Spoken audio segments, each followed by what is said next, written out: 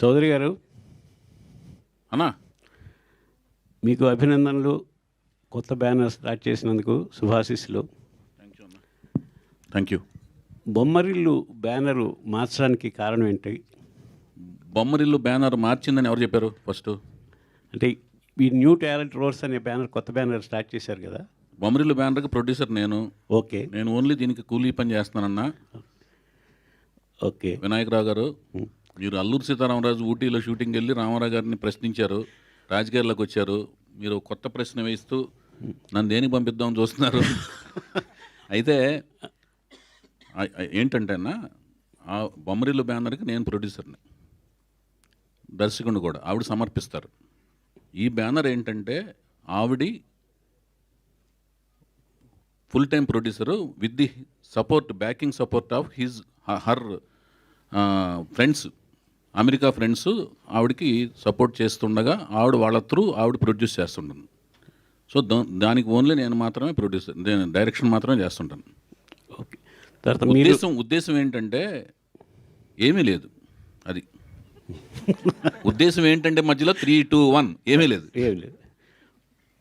Okay, మీరు ఎన్టీఆర్ అభిమానం సంగతి అందరికీ తెలిసింది.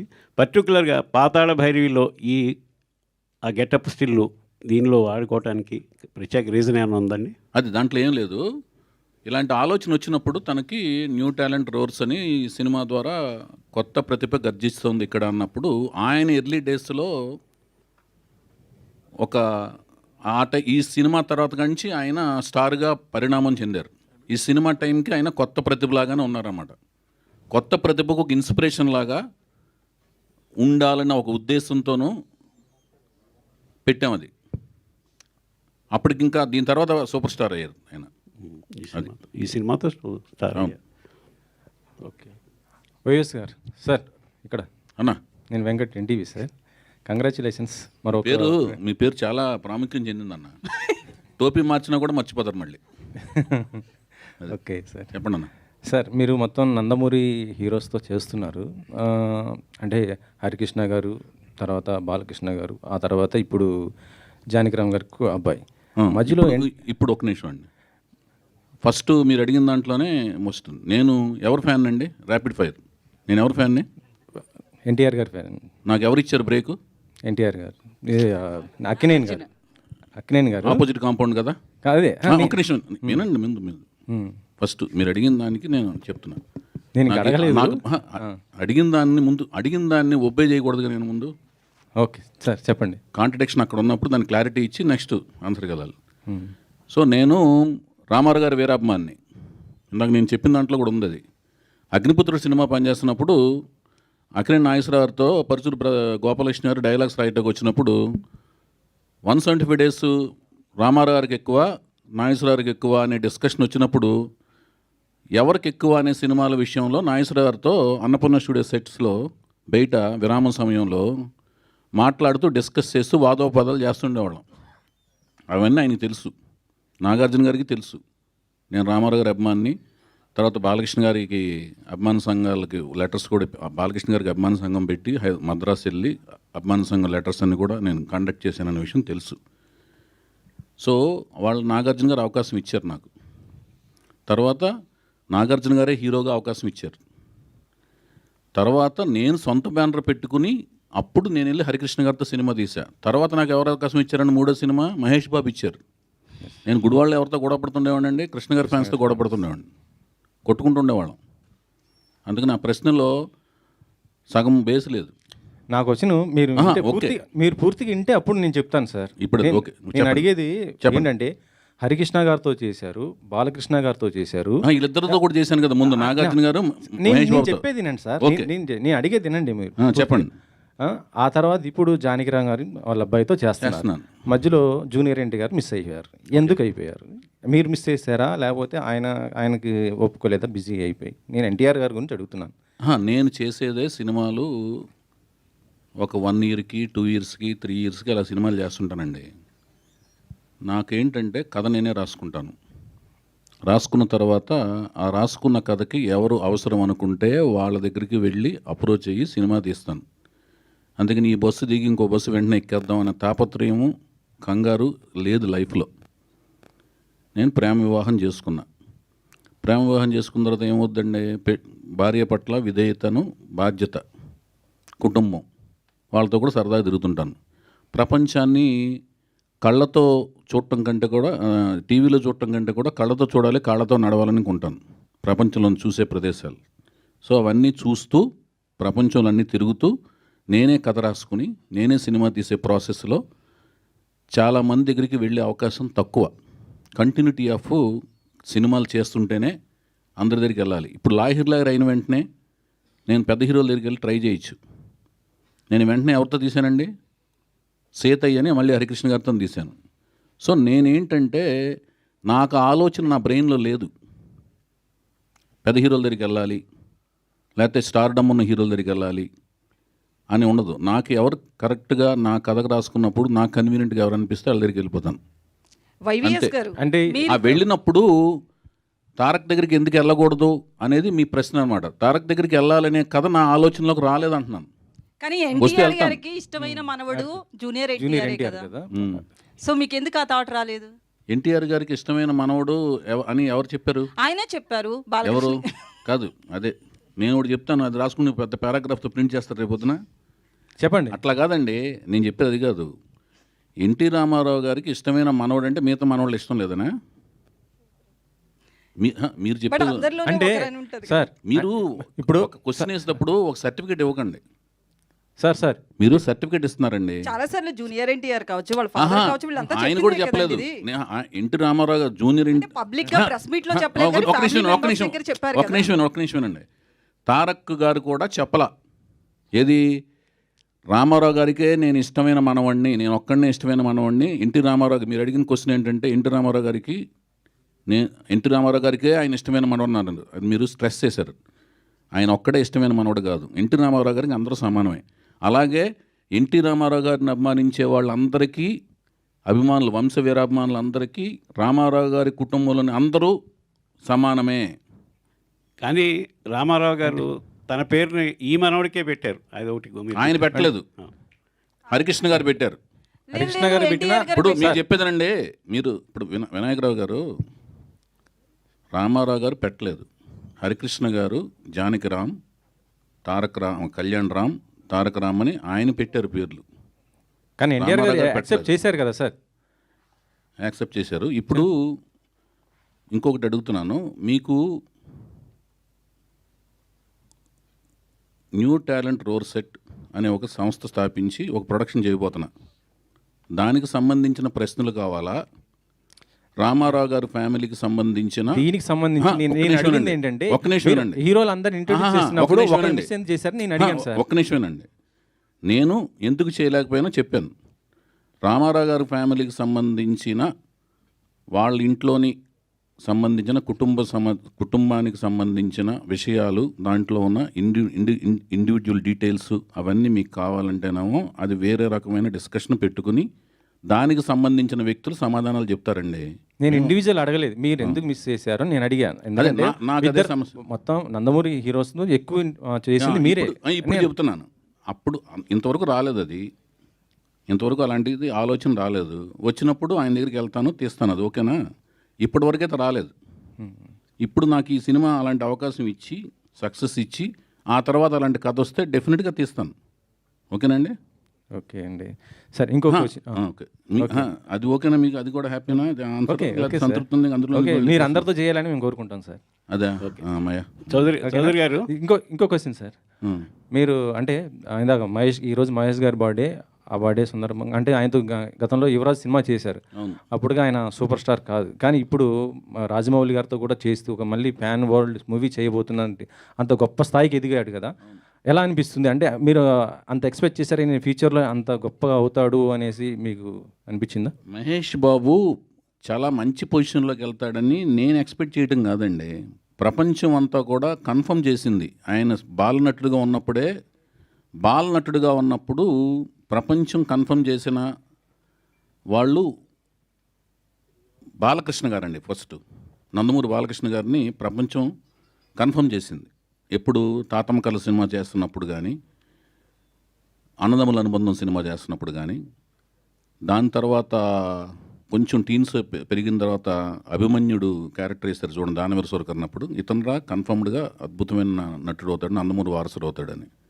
అట్లాగూ మహేష్ బాబుకి కన్ఫర్మ్ చేశారు, ఘట్టమనేని వారసుడు అవుతాడు ఇతను, డెఫినెట్గా సూపర్ స్టార్ అవుతాడని. సో నాకు నా సినిమా యువరాజు సినిమా దొరకటం అనేది నేను చాలా అదృష్టం కింద ఫీల్ అయ్యాను. అతను ఒప్పుకోవటం అనేది, అన్ని సినిమాలు వెయిటింగ్లో ఉంటే అన్ని పక్కన పెట్టి నా పర్సనల్ చాయిస్కి ఒక రిస్క్తో కూడిన ఎలిమెంట్ని ఒప్పుకుని ఆయన సినిమా చేయడం అనేది చాలా గొప్పగా ఫీల్ అయ్యాను. అంతేకాకుండా చాలా అందమైన మనిషి, అంటే కృష్ణుడు అంటే మీసాలు తీసిన పేడి మొహంలా లేకుండా చిరునవ్వుతో ఉన్నట్టుగా అనిపించాలండి. లిప్స్ పోర్షన్ దగ్గర పేడి మొహం తత్వం రాకూడదు. అలా ఉన్న లక్షణాలు ఈయనకున్న మెండుగా ఉన్నాయి. అందుకని నేను పట్టి మరీగా యువరాజ్ సినిమాలో కృష్ణుడి గడపలో ఆయన ఏంచి రిక్వెస్ట్ చేసి ఆయన ఎంతో ఒప్పించి కృష్ణుడి గడపలో చూసుకున్నాను ఆయన్ని. ఇప్పుడు చాలా సోషల్ నెట్వర్క్స్లో బాగా హల్చల్ అవుతుంది, మహేష్ బాబుని కృష్ణుడి కింద వేస్తే చూడాలని అనుకుంటున్నాం అని. నాకు అప్పుడే అనిపించింది, మీకు అర్థమైంది కదా నేను చెప్పిన లాజిక్ బిహైండ్ దట్. ఆ పెదాలు ఎలా ఉండాలంటే నవ్వినా కూడా మీసాలు లేకపోయినా కూడా మృదుత్వం ఉండాలి. కృష్ణుడికి చిరునవ్వులో మృదుత్వం ఉంటేనే ఆ కృష్ణుడికి అదేంటి కోమలత్వం ఉంటుంది, ఆ కోమలత్వం ఆయనలో ఉంటుంది. అందుకనే నేను ఆ లిరిక్స్ కూడా యువరాజ్ సినిమాలో చందమామలాగా చల్లనివాడే చిన్ని కృష్ణయ్యలాగా అల్లరివాడే అనే లిరిక్స్ రాయించుకున్నా వేటూరు గారితో. అది ఓకే. వైవిఎస్ గారు చెప్పండి సార్. క్వశ్చన్ ఏంటంటే కీరవాణి గారితో అంటే ఇప్పుడు మ్యూజిక్ సెట్టింగ్ వేయించారా సార్? అంటే ఎలా వస్తుంది ఏంటి అది మ్యూజిక్ అని? మ్యూజిక్ కంపోజింగ్ స్టార్ట్ అయిన వెంటనే కంపోజింగ్ స్టార్ట్ అయినాయి అని చెప్పి ఒక అద్భుతమైన వీడియో షాట్ సోషల్ నెట్వర్క్స్లో పెడతామండి. ఆయనతో డిస్కషన్స్ అయితే ఒక ప్రిలిమినరీ సిట్టింగ్స్ లాంటివి మామూలుగా మాట్లాడుకునే డిస్కషన్ సిట్టింగ్స్ లాంటివి జరిగినాయి. మిగతా range of sittings, next level of sittings జరిగిన వెంటనే అన్నీ నేను పెడతాను, వీడియో షార్ట్స్ అవి పెడతాను. ఎందుకంటే మీ సినిమాకి మ్యూజిక్ చాలా హైలైట్ ఉంటుంది, చాలా ఇంప్రెస్గా ఉంటుంది. మీ ఫస్ట్ సినిమా ఏదైనా డెఫినెట్గా అయితే ఆయన మనసు పెట్టి మనసావచ కర్మన పనిచేస్తారండి. నేను అంతే మనసావచ కర్మన ఆయనతో పని చేయించుకుంటాకి విపరీతంగా శ్రమిస్తాను, కష్టపడతాం. Okay sir. నెక్స్ట్ లెవెల్లో ఉంటుంది, ఆ లెవెల్లో ఉంటుంది, అవన్నీ అసలు నేను ఎప్పుడు మాట్లాడను. సార్ సాయిమాధవ్ గారు, ఈ సినిమాలో అంటే డైలాగ్స్ ఎలా ఉండబోతున్నాయి? ఎందుకంటే త్రిపుల్ లాంటి ఒక మూవీకి మొత్తం మీరు చేసిన ఏ డైలాగ్ అయినా పవర్ఫుల్ డైలాగ్లు ఉండబోతుంది. ఇప్పుడు ఒక మంచి డైరెక్టర్తో చేస్తున్నారు కదా, డైలాగ్స్ ఏ విధంగా ఉండబోతున్నాయి ఏంటి అసలు? ఖచ్చితంగా బాగుంటాయండి. ఎందుకంటే కథలో అవకాశం ఉంది, మంచి డైలాగ్స్ రాసే అవకాశం ఆ కథలో ఉంది. కథ వినగానే నాకు అనిపించిన ఫస్ట్ ఫీలింగ్ ఏంటంటే కథ బాగుంది, ఈ సినిమాకి నేను బాగా రాయొచ్చు, నేను కూడా కనిపించవచ్చు అనేటువంటి ఆలోచన ఆ కథ నాకు ఇచ్చింది. ఖచ్చితంగా డైలాగ్స్ బాగుంటాయి. త్వరలో రిలీజ్ కాబోతున్న గేమ్ చేంజర్ కూడా మీరు మంచి రాశారు కదా, అవును. ఆ డైలాగ్స్ ఎలా ఉండబోతున్నాయి సార్? ఖచ్చితంగా బాగుంటాయి సార్, అద్భుతమైన డైలాగ్స్ ఉంటాయి ఆ సినిమాలో. వైవిఎస్ గారు, హలో అన్న చెప్పండి. సో క్వశ్చన్ ఏంటంటే మొన్న ఒక లాస్ట్ ప్రెస్ మీట్లో అదే మీరు ఇంట్రడ్యూస్ చేసిన హీరో మీద ఒక కామెంట్ చేశారు. ఎవరండి? రామ్ గారి మీద. దేవదాస్ మూవీకి కామెంట్ నేను చేయలేదు, తమ్మునైల్ కామెంట్ చేసింది, ఏం కాదు. సో తమ్మునైల్స్ అనేవి మా జనబాహుల్యంలోకి వచ్చేసినాయి. అవి కూడా ప్రాణాలు ఉన్నాయి, అవి ప్రాణం పోసుకుని పురుడు పోసుకుని ప్రాణం సంతరింపజేసుకుని అవి సో వికృత రూపాలే తిరుగుతున్నాయి మనుషుల మధ్యన, గోస్ట్ లాగా. సరే సార్, అలా నెగిటివ్గా బాగా స్ప్రెడ్ అయింది. లేదు, క్వశ్చన్ ఏంటంటే అది మీరు ఇంట్రడ్యూస్ చేసిన హీరో ఇప్పుడు పాన్ ఇండియా ఫిలింలో యాక్ట్ చేస్తున్నారు అండ్ రిలీజ్కి రెడీగా ఉంది. అసలు రాము, నేను పరిచయం చేసిన వెంకట్, ఆదిత్య ఓం, రామ్, సాయి ధరమ్ తేజ్, మీరు అడిగి చాలా మంచి పని చేశారు. సాయి ధరమ్ తేజ్, హరికృష్ణ గారు, వాళ్ళు నా హృదయంలో టాటూ లాగా ఉంటారు. సో ఆయనది డబల్ ఇష్మార్ట్ అని ఒకటి రిలీజ్కి రెడీగా బ్లాక్ బస్టర్ అవ్వాలని మనస్ఫూర్తి కోరుకుంటాను. అండ్ నా రూమ్మేట్ రవితేజ నా హృదయంలో ఉంటాడు, ఆయనది కూడా సినిమా రిలీజ్ రెడీ. అదే, ఇది నిజంగానే చెప్తున్నాను. చౌదరి ఇప్పుడు 100 రూపాయలు ఇద్దరు సినిమాలు హిట్ అవ్వాలి. ఎందుకంటే రవితేజ ఎంత కష్టపడి పైకి వచ్చాడు నాకు తెలుసు. అతను పడిన కష్టం వెనకాల, ప్రతి కష్టం వెనకాల నేను కూడా ఉన్నాను. ఏది ప్రత్యక్ష సాక్షి పరోక్ష సాక్షిగా ఉన్నాను. ఇద్దరు రూమ్మేట్స్, రవితేజ నేను 8 years.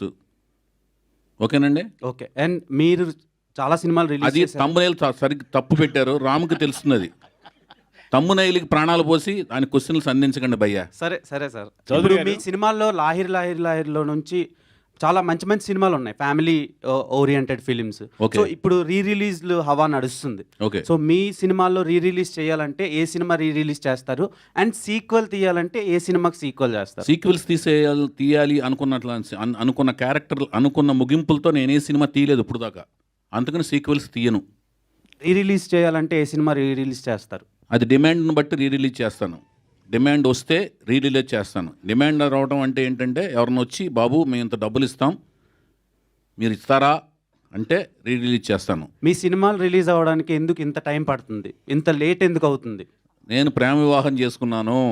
నా పేరు మీకు కనిపించేది వైవిఎస్ చౌదరి, కథా స్క్రీన్ ప్లే నిర్మాత దర్శకత్వం. ఓకే, తర్వాత నాకు కనిపించేది వినిపించేది వైవిఎస్ చౌదరి, ఎన్టీఆర్ వీరాభిమాని. ఈ రెండింటికి మధ్యన నా పేరు కుటుంబరావు. అర్థమైందా? కుటుంబంతో పాటు సరదాగా ప్రయాణిస్తుంటాను. సార్ ఫ్యామిలీ గురించి మాట్లాడుతున్నారు కాబట్టి ఒక క్వశ్చన్. ఆమె ప్రొడ్యూసరు న్యూ టాలెంట్ రోర్స్కి ఒక్క మాట ఆమెతో మాట్లాడించారా? ఇంట్లో కూడా ఇంతేనా మీరు? ఇంట్లో కెమెరా పెట్టి చూడండి ఒకసారి, లేకపోతే మీకు మారు వేషం వేసుకుని ఒకరోజు ఒక ఇంట్లో ఎలా రావాలి మీరు? పనమ్మాయి అంటే బాగుండదు కాబట్టి చెప్పేదనండి, ఏదన్నా వస్తువులు అమ్మటాకో చీరలో ఏదో అమ్మటానికి రండి, తెలుస్తుంది అట్లా కాదండి. అసలు స్వరూపం. ఇందాక స్టేజ్ మీద కూడా మీరు మాట్లాడారు, సాయి మాధవ్ గారితో మాట్లాడించారు, ప్రొడ్యూసర్తో ఒక్క మాట మాట్లాడించారా? ఆవిడ మైక్ టైసన్ కాదండి. మీరు డబ్బులు పెడుతున్నారా? చెప్పేదండి, ఆవిడ మైక్ టైసన్ కాదు, నేను మైక్ టైసన్ని. లోపల మాత్రం ఆవిడ టైసన్ మించిన బలవంతురాలు. వైవిఎస్ చౌదరి గారు హాయ్. అన్న, చెప్పండి. ఇక్కడ వైవిఎస్ గారు చెప్పండి. కంటిన్యూ చేసి ఆపేస్తా ఇంకా చెప్పండి. క్వశ్చన్. యాక్చువల్లీ మీరు సీనియర్స్ ని తీసుకున్నారు, లిరికిస్ట్గా కావచ్చు వీళ్ళంతా, కీరవాణి గారు, సాయి మాధవ్ గారు. బట్ ఆర్టిస్టుల విషయానికి వస్తే కొత్త వాళ్ళని తీసుకుంటున్నారు. ఏంటి డిఫరెంట్ ట్రాక్స్? కాదండి, వీళ్ళు ఒక సాహిత్యము సంపద అంతా ఉంటుంది కదండి. సాహిత్యము తర్వాత సంగీతము, ఇదంతా ఏంటంటేనండి అది విషయ పరిజ్ఞానం. ఆ విషయ పరిజ్ఞానం అనేది వాళ్ళతో పోటీతత్వం. మనకంటే తెలివితేటలు ఎక్కువ ఉన్న వాళ్ళతో సంభాషించి సంగీతపరంగా కానీ సాహిత్యపరంగా కానీ వాళ్ళతో పోటీ పడి వాళ్ళ దగ్గర నుంచి విషయాన్ని డ్రా చేసుకోవాలండి. ఓకేనండి. ఇక్కడ నటీనటుల తత్వానికి వచ్చేదానికి ఏమవుద్దంటే కొత్త టాలెంట్ని నాకు 13 ఏళ్ళ ఎక్స్పీరియన్స్ ఉందండి సినిమా ఫీల్డ్కి వచ్చిన తర్వాత. అసిస్టెంట్ డైరెక్టర్గా, అసోసియేట్గా విపరీతమైన నేను ఈ రంగాల్లో అన్నిటిలోనూ ఇట్లో నైపుణ్యం ఉంది, అవగాహన ఉంది, నటన పరంగా అన్నిటి మీద పట్టు ఉంది. కానీ వీటి మీద నేను రాసేది కథ రాయగలను కానీ డైలాగ్ రాసే దాని మీద నాకు పట్టు లేదు. సంగీతపరంగా అవగాహన ఉంది కానీ సంగీతం చేసే అంత పట్టు లేదు. సాహిత్యపరంగా లిరిక్స్ పరంగా అవగాహన ఉంది కానీ చేయించుకోగలిగిన అవగాహన ఉంది కానీ రాయించుకోగలిగిన అవగాహన ఉంది కానీ దాని మీద పట్టు లేదు. నటన పరంగా మాత్రం నేను చేయించగలను, వాళ్ళు చేయకపోతే చేసి చూపించగలను, అందుకని వాళ్ళని తీసుకుంటున్నాను. సార్ చౌదరి గారు, సార్ హీరోయిన్ కోసం బయట ఎక్కడో తిరిగారు, ఇంట్లోనే అందమైన పాప ఉంటే ఎందుకు హీరోయిన్గా ట్రై చేయలేదు? ఇంట్లో అందమైన పాప ఎవరండి? మీ అమ్మాయి ఎలమంచిలో ఎక్కుతా. ఆ పాప వస్తే ఫస్ట్ టైం హీరోయిన్ ఆవిడే అనుకున్నాం మేమంతా. మీరు అనుకున్నారు అలాగూ? వెంకట్ గారు నిజం సార్ అది.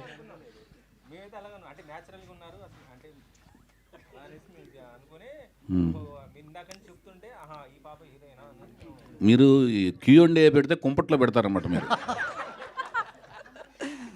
హాయిగా జరుగుతున్న కుటుంబరావు ఇంట్లో కుంపట్లు పెట్టే మీ వెంకట్ గారు, మీ పేరేంటి భయ్యా? వైవిఎస్ గారు. వైవిఎస్ గారు మీకు ఒక నాయసరారు, సార్ వైవిఎస్ గారు పున్నమి నాగు లాంటి వాళ్ళు మీరు. కాదు, హీరోయిన్ అయితే కుంపటి పెట్టినట్లా కాదండి, వాళ్ళ ఆలోచన వేరే ఉన్నప్పుడు ఇంకొక ఇన్సెక్ట్ని లోనకు దూర్చినట్టు అనమాట. అది వెళ్ళి తొలుస్తుంటుంది, అది కొత్త రకమైన కుంపటి. గీత గారికి వస్తున్నాండి. గీత గారు, మీరు ఈ సినిమాకి మీరు ప్రొడ్యూసర్ అండి, చౌదరి గారికి అవకాశం ఇచ్చారా, ఆయన తీసుకున్నారా?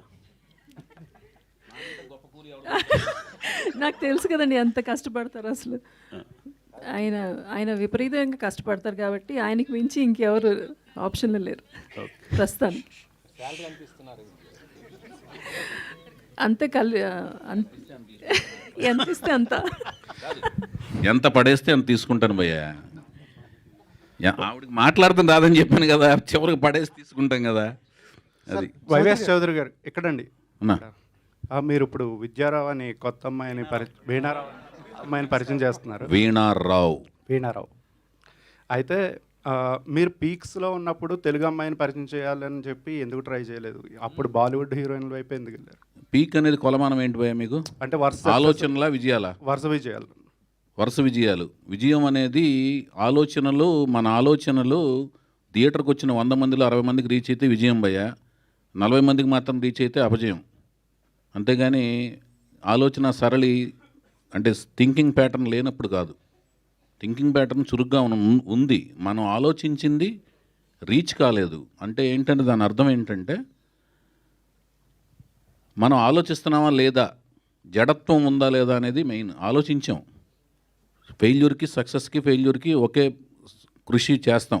బేసిక్గా కృషి చేస్తున్నాడా ఇతను, లేజీ ఫీల్ అయిపోయాడా, బ్యాడ్ హ్యాబిట్స్కి ప్రో అయి ఉన్నాడా అనేది మెయిన్ అండి. ఫస్ట్ పీక్స్కి అది దానికి క్లారిఫికేషన్ ఇస్తున్నాను. ఇప్పుడు ఎందుకు అనిపించింది, అప్పుడు ఎందుకు అనిపించలేదంటే వరుసగా ఎప్పుడు ఒక మనిషి ఒకేలాగా ఆలోచించడు. ఒక టైం వరకు ఒకలాగా ఆలోచించిన తర్వాత ఆలోచనలో మార్పు వస్తుంది. ఎందుకు ఎప్పుడు మనం వీళ్ళనే ఎందుకు తీసుకోవాలి, మనం ఇలా తీసుకోవచ్చు కదా, అప్పుడైనా వచ్చినందుకు ఆనందపడాలి. కానీ ఇప్పుడు ఎందుకు వచ్చిందని క్వశ్చన్ చేస్తున్నారంటే మీరు క్వశ్చన్ చేయట్లేదు. అప్పుడు కాదు మీరు అడిగిన విధానం ఎలా ఉంది? అయితే ఇంకా కొత్త హీరోయిన్లు అంటే తెలుగు ఇప్పుడు హీరోయిన్లు సక్సెస్ చేయలేని అపనమ్మకం మీకేమైనా ఉందా? అలాగే సినిమా అయిన తర్వాత క్వశ్చన్ మీట్లో ఏదైనా కనపడినప్పుడు ఇక్కడ అడుగుపోయేది ఎలాగైనా ఆ అమ్మాయి ప్రోడక్ట్ని ఎలాగైనా సక్సెస్ చేసి చూపిస్తా భయ్యా, అయితే ఆవిడని ఎలాగో సక్సెస్ చేసి చూపిస్తాను. ఓకే. అయితే మీ గురించి ఎప్పుడు ఒకటి ఉండేది ఏంటంటే అదొక విమర్శ అనుకోవచ్చు, లేకపోతే వేరే అభిప్రాయం అనుకోవచ్చు. నానుడి ఒకే కేటగిరీకి ఒకే వర్గానికి చెందిన హీరోలతో ఎక్కువగా సినిమాలు చేస్తారని చెప్పి అది ఎందుకు ఉందో మరి అర్థం కావట్లేదు. నేను ఇప్పుడు నాగార్జున గారితో చేశాను, తర్వాత మహేష్ బాబుతో చేశాను. ఆయన వేరే అంటే మీరు చెప్పేది సామాజిక వర్గమా? అవునండి. మరి నేను మరి సాయిధరం తేజ్తో తీశాను కదా సినిమా. అదే ఒకళ్ళిద్దరు మించి సాయిధరం తేజ్ ఒకళ్ళిద్దరు అంటే ఇంకేం వర్గాలు ఉన్నాయి? ఏదైనా వర్గాలు తీసారని తీస్తాను. ఒక విమర్శ ఉంది కదా. కాదు, ఆదిత్యం ఏం వర్గం? సామాజిక వర్గం. ఆదిత్యం ఒక హీరో కదా అందులో, కాదా? అతను కాదా హీరో? సుమన్ గారు ఏ సామాజిక వర్గం అందులో? సుమన్ కూడా హీరోనేగా. వినీత్ గారు ఏ సామాజిక వర్గం? హరికృష్ణ గారు హీరోనా అందులో? లాహిర్లో 4 హీరోలు, అందులో 3 హీరోలు వేరే సామాజిక వర్గాలు కదా. ఏంది భయాలు? నేను ఒక్క నిమిషం, నేను ప్రేమ వివాహం చేసుకున్నా కదా, ఈవిడే సామాజిక వర్గం, ఆవిడే సామాజిక వర్గం భయ్యా అనుకో ఆవిడ్ని. ఏంది తమ్ముడు చౌదరి గారు? ఎక్కువ మంది అభిప్రాయం అదండి. అభిప్రాయాన్ని క్లారిఫై చేశారు, మంచి పని చేశారు, మీకు దండం. మీ అభిప్రాయాన్ని క్వశ్చన్ రూపంలో అడిగి మంచి క్లారిఫికేషన్ ఇచ్చారు, ధన్యవాదాలు. చౌదరి గారు ఇక్కడ అన్నా, మీరు తీస్తున్న సినిమా ఏ జోనర్కి సంబంధించింది? మామూలు రెగ్యులర్ సినిమానా, లేకపోతే జోనర్లో జానపదం ఇవన్నీ ఏమన్నా? తెలుగు సాహిత్యం సంప్రదాయం, హైందవ సాంప్రదాయాలు, కట్టుబాట్లు ఇవన్నీ కూడా ఉంటాయండి, రిఫ్లెక్ట్ అవుతుంటాయి. విలువలు ఇవన్నీ ఉంటాయి. ఓకే. ఉంటూ ఒక సంగీతం సాహిత్యం ఉంటూ ఒక రోమాంచితమైన యాక్షన్ సన్నివేశాలు, ఉత్సుకత కొనసాగే సినిమా. దీంట్లోంచి మీరు ఏమి రాబట్టుకుని రాసుకోండి, అంతే. ఓకే. ఇవన్నీ ఉంటాయి. తెలుగు సినిమానేనా, పాన్ ఇండియా సినిమానా? తెలుగు వరకేనా? తెలుగు సినిమా దాని విస్తృత స్థాయికి వెళ్తుందా లేదా అనేది మేకింగ్ స్థాయిలో మీకు అర్థమవుద్ది. ఓకే, అంతే. బడ్జెట్ ఏమాత్రం పెట్టారు ప్రొడ్యూసర్ గారు? మీకు అన్ని లెక్కలు చెప్తే ఎలా? స్కేల్ అర్థం కావాలిగా. స్కేల్ చిన్న సినిమా చేస్తున్నారు, పెద్ద సినిమా. నేను ఎప్పుడు చిన్న సినిమాలు తీయలేను భయ్యా. చిన్న సినిమాలు అంటే అంటే 1 కోటి రూపాయలు, 2 కోట్లు, 3 కోట్లు, సింగిల్ డిజిట్ సినిమాలు ఎప్పుడు లేదు. అలానే డబల్ డిజిట్స్తో స్టార్ట్ అయిన మొదటి అంకిల్ సినిమాలు కూడా తీయలేను. చాలా పెద్ద సినిమాలు తీస్తాను. ఓకే. చౌదరి గారు అలా చెప్పండి. మోక్షజ్ఞ గారు ఇంట్రడ్యూస్ అవుతున్నారని తెలిసింది. అవును. మీ దాకా వచ్చిందా సార్ అది? అంటే ప్రాజెక్టా లేకపోతే న్యూసా? న్యూస్ కదా, ప్రాజెక్ట్. లేదు, నాకు కానీ ఆ సినిమాకి ఎప్పటి నుంచో మేమందరం ఆ న్యూస్ కోసం వెయిటింగ్. అది ఒక మంచి కాంబినేషన్ అని నేను చాలా హ్యాపీ ఫీల్ అయ్యాను ఆ న్యూస్. ఎందుకంటే నాకు తెలిసి ఆ న్యూస్ అంటే ఒక కాంబినేషన్ అని నాకు అర్థమైంది. ఆ కాంబినేషన్ అయితే ఎక్సలెంట్ కాంబినేషన్ అని నేను. సార్ ఎన్టీఆర్ గారు అంటే విపరీతమైన అభిమానం మీకు, చాలా ప్రేమ. ఆయన జీవిత చరిత్ర 1, 2 వచ్చినప్పుడు ఆ ఆలోచన నాకు ఎందుకు ముందుగా రాలేదని ఎప్పుడైనా బాధ అనిపించిందా? బాధ ఏమనిపించలేదు, నాకు రాలేదనిపించలేదు. నేను ఎప్పటికైనా తీద్దామని మాత్రం నేను లైఫ్లో అనుకున్నాను నేను. అని యుగ పురుషుడు అనే ఒక టైటిల్ని దాదాపు 2000 నుంచి నేను రెన్యువల్ చేసుకుంటూ చాలా ఏళ్ల పాటు రెన్యువల్ చేస్తూనే ఉన్నాను. ఇంకా అనుకున్నాను ఒకప్పుడు చేద్దామని, ఒకప్పుడు అనుకున్నాను ఓకే సార్. యుగ పురుషుడు అని. సార్ మీరు రాఘవేంద్రరావు గారికి అసిస్టెంట్గా చేశారు, తర్వాత దాసరా గారు అంటే మీకు బాగా ఇష్టం, ఒకసారి స్టేజ్ మీద కూడా చెప్పున్నారు. అటువంటిది మీరు రెగ్యులర్గా లవ్ స్టోరీలు, ఇప్పుడు సాహిత్యం ఇవన్నీ చెప్తున్నారు ఈ స్టోరీల్లో. గతంలో మీరు చెప్పినప్పుడు ఆయన తీసిన జానర్ ఆఫ్ మూవీస్ ఎవరు చేయలేదని చెప్పారు, దాసరా గారు జానర్. అటువంటిది మీరు ఎందుకు ట్రై చేయలేదు సార్? ఆయన ఇష్టమైన డైరెక్టర్ అయిన ఉన్నప్పుడు. కాదు, ఇప్పుడు సీతారాముల కళ్యాణం చూస్తున్నారనికిను సీతారామరాజుకి సంబంధం లేదు. ఫ్యామిలీ డ్రామా యువరాజుకిను సీతారామరాజుకి సంబంధం లేదు. తర్వాత లాహిర్కిను యువరాజు సీతారామరాజులకు సంబంధం ఉండదు. మీరు చూడండి, చెప్తున్నాను. యువరాజులు అసలు ఏమీ మహేష్ బాబుతో అటెంప్ట్ చేయాల్సిన ఫిలిం లాగా ఉండదు అలాగే. అందులో యాక్షన్స్ ఉండవు, ఏమి ఉండవు. అలా ప్రయోగాత్మక చిత్రం అది. ఆయనే ఒక కెరీర్ స్టార్టింగ్ స్టేజ్లో ఆయనకు ఒక పిల్లోడు లాంటి సినిమా దాన్ని థియేటర్లో కూర్చోబెట్టి జనాలని ఒప్పించడం అనేది చాలా కష్టమైన సినిమా అది. తర్వాత లాహిర్ 4 జంటల ప్రేమ కథలు, అవి అసలుకి అదొక రకమైన, మళ్ళీ దాంట్లో పగా ప్రతీకార మార్కులు కూడా ఉంటాయి. దాని తర్వాత వచ్చిన సినిమా సీతయ్య అసలు పోలీస్ ఆఫీసర్ సబ్జెక్ట్ కదా, అది వెరైటీ కదా అసలు కదా, ఫ్యాక్షన్. అది ఫ్యాక్షన్. దేవదాస్ వేరు, లవ్ ఫ్యాక్షన్ ఇక్కడే ఉండిపోయారు. ఫ్యామిలీ డ్రామా ఉందిగా సీతారామరాజు, అన్నదమ్ములు విడిపోవడం, ఇంకేం కావాలి మీకు? సోషల్ అవేర్నెస్ అని ఒక్క మగాడు చేశాను. దాని తర్వాత రే అనేది వెస్ట్రన్ స్టైల్ ఆఫ్ ఫిల్మ్ చేశాను, ఏదో ఒకటి పాప్ వరల్డ్కి వెళ్ళాను. సార్ ఇంత చాలా క్రాఫ్ట్ మీద ఇంకే టైప్ సబ్జెక్ట్ చేయాలి మీకు చెప్పండి సార్? అట్లానే కాదు, మీరు చెప్పారు ఆయన తీసిన జానర్ ఆఫ్ మూవీస్ ఎవరు చేయలేదు, అటువంటి ట్రై చేస్తే బాగుంటుంది. ఒకసారి స్టేజ్ మీద ఎవరు ట్రై చేస్తారని చెప్పట్లేదు. ఆయన యొక్క ఒక వ్యక్తి గురించి పొగిడేటప్పుడు ఆయన ఎన్ని రకాల పార్సల్ తీశారు అనేది చెప్పటం అనేది. ఇప్పుడు మీ గురించి చెప్పాల్సి వస్తే మీరు ఇలాగ స్నఫ్ కలర్ షర్టు ప్యాంట్ వేసుకొస్తారు ఎప్పుడు, ఆయన టేస్ట్ ఇది అని చెప్తాం. ఆయనలాగా నేను ప్రయత్నించలేదు, అలాంటి ప్యాంట్ షర్ట్ వేసుకొస్తానని దాని అర్థం కాదు. అది ఆయన యొక్క గొప్పతనం చెప్తాం. నా ఉద్దేశం అది. నా ఉద్దేశం ఏంటంటే ఇష్టమైన దర్శకుడు అన్నారు కాబట్టి అమరాజీనామా కానీ సూర్యగడ్ లాంటి అటెంప్ట్. అదేనండి, అదే చెప్పేదండి. అది కాలం ప్రకారం మాకు వచ్చిన ఐడియాలతో వెళ్ళగలం. ఏ ఇద్దరు వ్యక్తుల యొక్క మనస్తత్వాలు ఒకే రకంగా ఆలోచించవు. ఎందుకంటే మనం పుట్టి పెరిగిన కుటుంబ పరిస్థితులు, మనం చదివిన పుస్తకాలు, మనం కలిసిన స్నేహితులు, మనం ఎదిగిన కాలమాన పరిస్థితులు ఇంకొక వ్యక్తి కాలమాన పరిస్థితులు ఒకటేలాగా ఉండవు. ఒకే కుటుంబంలో పుట్టిన ఇద్దరు వ్యక్తుల మనస్తత్వాలు ఒకే రకంగా ఉండవండి. అందుకని ఒకేలాగా ఆలోచించలేము. కార్బన్ కాపీలు మెయింటైన్ అవ్వవు. అందుకని ఆదర్శం వేరును, ఎనాలిసిస్, ఒక వ్యక్తిని అనాలిసిస్ చేయడం వేరును, అతనిలాగా అనుకరించాలనుకుంటే అవ్వలేమంటున్నాను. నేనైతే డిఫరెంట్ జానర్స్ ట్రై చేశాను, కుదిరినంత వరకు చేశాను. చౌదరి గారు, హలో అండి. చౌదరి గారు, హాయ్ అండి. ఇక్కడ చౌదరి గారు, ఇప్పుడు నందమూరి ఫ్యామిలీ నుంచి తారక రామారావుని ఇంట్రడ్యూస్ చేస్తున్నారు కాబట్టి వర్క్ షాప్స్ ఏమైనా చేశారా? అబ్బాయి యాక్టింగ్ స్కిల్స్ అనేది మీరు ఎలాగో చూసుంటారు. వర్క్ షాప్స్ అనేది స్టార్ట్ చేస్తే ఎలా ఉన్నాయి తన స్కిల్స్? తను నేనేనండి, అన్నీ తానే అన్నట్టుగా ఆయనకి ఎక్కడో కొంత నేర్చుకున్నాడు. ఆయన నటన పరంగా కొంత ప్రాక్టీస్ చేశాడు. డ్యాన్స్ ఆయనకి పర్సనల్గా చిన్నప్పుడు ఏదో కొంత నేర్చుకున్నాడు. తర్వాత స్వయంగా తన డ్యాన్స్ బాగా స్వయంగా నేర్చుకున్నాడు. అన్ని అబ్జర్వ్ చేసి బాగా గ్రాహక శక్తి ఎక్కువ ఉంది ఆయనకి. చాలా బ్రహ్మాండంగా చేస్తాడు డ్యాన్స్. ఎక్సలెంట్ డాన్సరు చౌదరి గారు. ఆ డ్యాన్స్తో పాటు నేను ఈ 15 నెలల పాటు 15 నెలలు దాదాపు లాస్ట్ ఇయర్ March 27న సూత్రప్రాయంగా ఓకే అయితే April 27న నేను అతన్ని చూడటం జరిగింది. అప్పటి నుంచి 15 నెలల పాటు కోచింగ్ ఇచ్చాను. ఎక్సలెంట్గా తను డ్యాన్స్ చేయగలడు, యాక్టింగ్, అన్ని రకాల ఎమోషన్స్ని పండించగలడు. అది మీరు లాస్ట్ ప్రెస్ మీట్లో చెప్పారు, ఐస్ చాలా బాగా డిస్క్రైబ్ చేశారు తనవి. అంటే యాక్టింగ్ లో కూడా అవి ఉండబోతున్నాయి అనేది మీరు. అవును, కళ్ళతో అభినయించగలడు అతను. సాయి మాధవ్ గారు సో బేసికల్లీ ఎన్టీఆర్ ఫ్యామిలీకి సంబంధించి ఏ డైలాగ్స్ రాసినా కూడా పులులు, సింహాలు, అలాగే చాలా ఉంటాయి, మీసాలు, ఇవన్నీ. సో ఈ సినిమాలో కూడా ఆ ఫ్యామిలీ నుంచే హీరో వస్తున్నారు. మరి మీ డైలాగ్స్ ఎలా ఉంటాయి? సేమ్ ఇట్లనే ఉంటాయా? ఏ సినిమా అయినా కథను బట్టి ఉంటాయమ్మా. కథను బట్టే కానీ పులులను బట్టి, సింహాన్ని బట్టి ఉండవు. పులులకి సింహాలకి డైలాగ్ రాసినా కూడా వేస్ట్ అయి చెప్పలేదు. చౌదరి గారు చౌదరి గారు, this is Chandu, anchor from filmy looks. So first of all congratulations.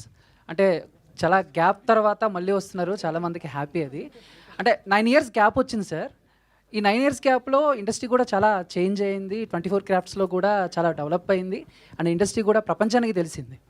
And మీ సినిమాల నుంచి కానీ, ఈ 9 yearsలో వచ్చిన సినిమాల నుంచి కానీ, ఇండస్ట్రీలో ఈ గ్యాప్ టైంలో మీరు ఇంకెక్కువ ఏమైనా తెలుసుకోవడానికి, ఎక్కువగా ఏమైనా నేర్చుకోవడానికి ఏమైనా ప్రయత్నించారా? నిరంతరం స్టడీ చేస్తున్నాను భయ్యా, నిరంతరం స్టడీ చేస్తున్నాను. వెనకాల కెమెరా పెట్టుంటే మీకు అర్థమయ్యేది. నేను చదివే పుస్తకాలు కానీ, చూసే మనుషులు కానీ, చూసే సినిమాలు కానీ, నేను టెక్నికల్గా ఏమేమి సినిమాలు తీస్తున్నారు, ఎట్లా తీస్తున్నారు, ఎలాంటి ఎక్విప్మెంట్లు వచ్చినాయి, ఎలాగ పరిశ్రమిస్తున్నారు, ఎలాంటి స్క్రీన్ ప్లే చేస్తున్నారు, అన్ని ప్రతి సినిమా నేను చూస్తుంటాను. ఐమాక్స్కి మీరు వచ్చినా రాకపోయినా అన్ని సినిమాలు నేను చూస్తుంటాను. దాని వెనకాల అంత స్క్రీన్ ప్లే టర్మ్స్లో వర్క్ చేశారు, దానికి ఎంత లైటింగ్ ప్యాటర్న్స్ ఎలాంటివి మారుతున్నాయి, ఎలాంటి ఎక్విప్మెంట్లు పెట్టి ఏం చేస్తున్నారు అన్నీ నేను నిరంతరం దాని గురించి పరిశ్రమిస్తుంటాను, అన్వేషిస్తుంటాను, తెలుసుకుంటా ప్రయత్నిస్తున్నాను. వైవిఎస్ గారు, థ్యాంక్ యూ అండి, థ్యాంక్ యూ సో మచ్. ఒక్క నిమిషం. పాతాళ భైరవి సినిమాని ఏమైనా సోషలైజ్ చేస్తున్నారా? అదేం లేదండి, అదేం లేదు. చెప్పండి భయ్. గీత గారు, న్యూ టాలెంటెడ్ రోల్స్ అని పెట్టారు యాక్చువల్గా. మరి మిగతా నటినట్లు వీళ్ళందరినీ కొత్త వాళ్ళని పరిచయం చేస్తున్నారు, బట్ డైరెక్టర్గా వైవిఎస్ చౌదరి గారిని మళ్ళీ రీఇంట్రడ్యూస్ చేయడానికి రీజన్ ఏంటి? ఆయనకి మంచి పని, కూలి పని ఇంకెవరు చేయగలరు? చౌదరి గారు అంతా ఒకే డైలాగ్ మరోసారి సరికొత్తగా పరిచయం చేస్తున్నారు. అన్నిటికీ సరిపోయే డైలాగ్ అదే. అయితే కథ ఒప్పించారా ఆయన, లేకపోతే మీరు కథ ఒప్పుకున్నారు, సాటిస్ఫైడ్ ఒప్పుకున్నారా, లేకపోతే ఆయన ఒప్పించారా బలవంతంగా? నాకు ఏ కథ వచ్చినా ఆవిడకి ముందు చెప్తానండి, అందుకని ఒప్పుకుంటుంది ఆవిడ. ఫైనల్ క్వశ్చన్ ఒకటి గీత గారికి. మీ న్యూ టాలెంటెడ్ రోల్స్ ఇప్పుడు ఎన్టీఆర్ గారి కుటుంబం నుంచి ఒకరిని పరిచయం చేస్తున్నారు కదా, మరి నెక్స్ట్ ఆయనకి ఎంతో ఇష్టమైన మహేష్ బాబు గారి అబ్బాయి కూడా మరి ఉంది కదా, ఆయన కూడా మీ బ్యానర్లో ఇంట్రడ్యూస్ అయ్యే అవకాశం ఏమైనా ఉందా? గౌతమ్ కృష్ణ అవకాశం వస్తే తప్పకుండా. సార్ చౌదరి గారు, మీరు ఇప్పటివరకు హీరో హీరోయిన్ పరిచయం చేయలేదు అంటే సినిమా షూటింగ్ స్టార్ట్ చేశారా, స్టార్ట్ చేసిన తర్వాత వాళ్ళని పరిచయం చేస్తారా, స్టార్ట్ చేయక ముందు చేస్తారా? నెక్స్ట్ ఈవెంట్లో వాళ్ళ యొక్క ఫొటోస్, వాళ్ళ యొక్క వీడియోస్ అన్ని మీకు పరిచయం చేస్తాను. మీ అనుమతి తీసుకుని షూటింగ్కి వెళ్తాను. చౌదరి చెప్పండి, మీరు అడగండి అమ్మా. Anjali from TFPC. So first event వచ్చేసి బాలయ్య గారి బర్త్డే రోజు, సెకండ్ ఈవెంట్ వచ్చేసి మహేష్ బాబు గారి బర్త్డే రోజు, సో థర్డ్ ఈవెంట్ ఈ మూవీకి సంబంధించి ఎవరితో పెట్టమంటారు చెప్పండి. సెప్టెంబర్, అదే నా క్వశ్చన్, సెప్టెంబర్ 2 ఉంటుందా, లేకపోతే నాగార్జున గారి బర్త్డే August 29? మీరు ఎప్పుడు పెట్టమంటే అప్పుడు పెడతా. ఓకే, నెక్స్ట్ ఎవరి బర్త్డే కోసం ఎదురు చూడాలని, అంతేనా? Yeah, thank you so much for this lovely interaction.